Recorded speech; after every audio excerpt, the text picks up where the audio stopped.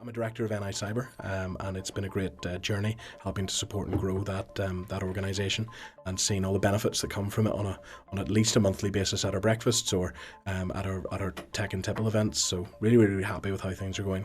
But in my day job, founder of a recent startup, Loquerion Security, in the personal data privacy and security space, and it's been an exciting journey for 6 months, finding out just how little we all know about our personal data and what's happening to it.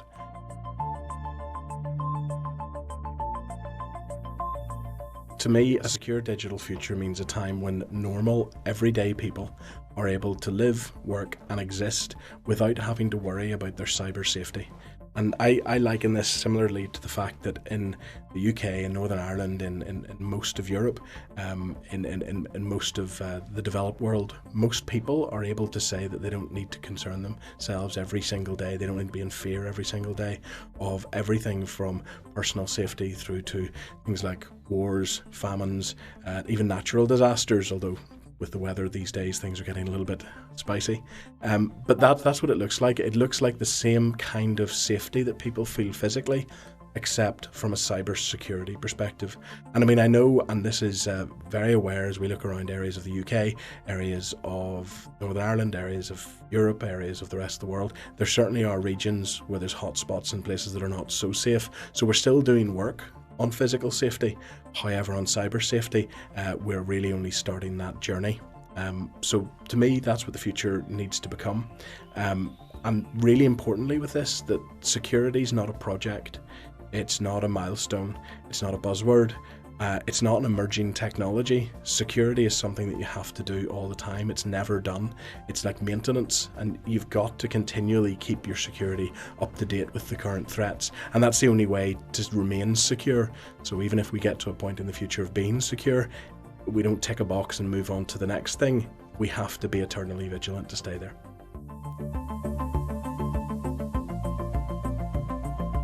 Biggest challenge is convincing people that there's no one biggest challenge. And I use an analogy which I think I might have made it up, but I'm not 100% sure, and if somebody else did, please do tell me and I'll correct and I'll attribute accordingly. But I call it the security boat race. So what should we do? Should we row the boat? Should we patch the holes, or should we bail the water? And unfortunately, if you answer any one of those three, you fail. You'll either get tired and sink, or you'll lose the race. You've got to do all three in the right proportion continually. So the biggest challenge that I have in the security industry as a whole is convincing people there's not one big challenge. We can't ultra focus on one thing, get it done and get it perfect, and then move to the next thing and get it done and get it perfect. And like I say, security is not a project, it's an ongoing continuum. And so that's the biggest thing. It's having to multi-focus to try and progress in multiple routes simultaneously. So that's the biggest challenge. It's just understanding that. It's easy to say the word, I think, cyber. It's easy to say, oh, we do cyber. But saying we do cyber, that's like saying, oh, we do growing things. We do buildings. You go, well, what part of buildings do you do? It's such a big area, and it's grown so explosively in the past 10, 15 years. So on that, the biggest challenges that I think we face in no particular order, but just in summaries, it's a big challenge that in the UK, particularly UK-based industries, we don't really have that many, if any, core adjacent industries.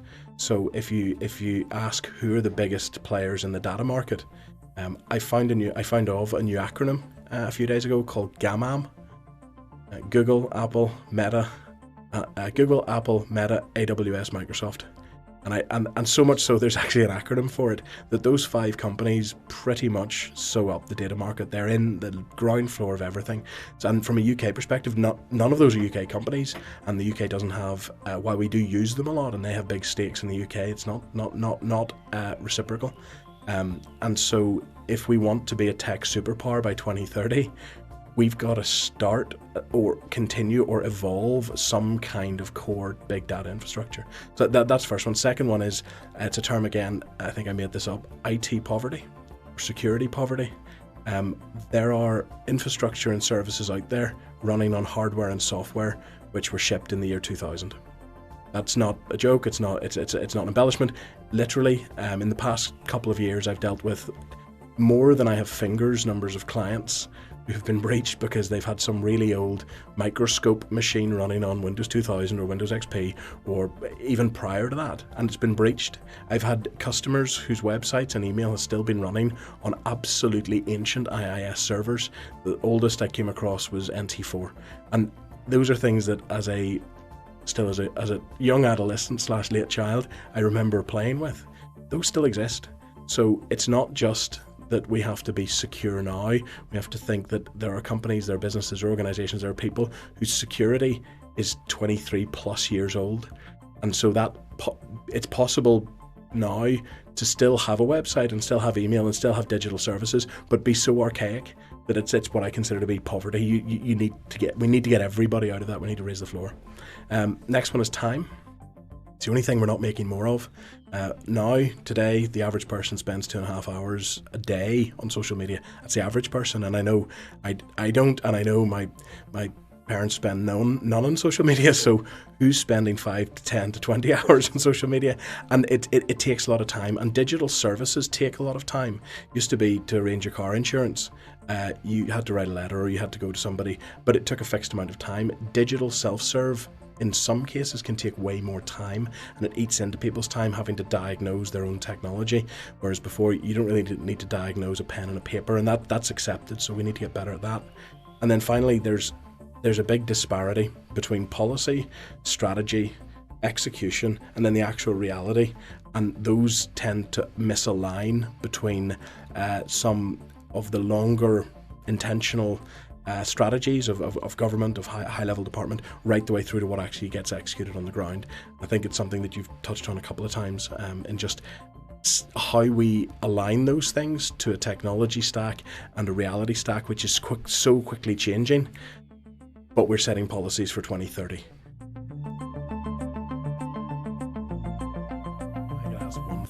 I can never think of one thing. I usually end up with a couple, but I'll trying to be succinct.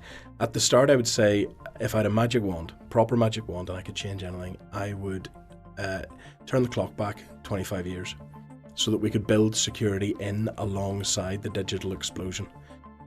Because building security in alongside it's got to be a tenth of the effort as trying to retrofit it afterwards. And at the minute, we're now fighting a defensive war of trying to catch up instead of, let's go with a mutual deterrent situation.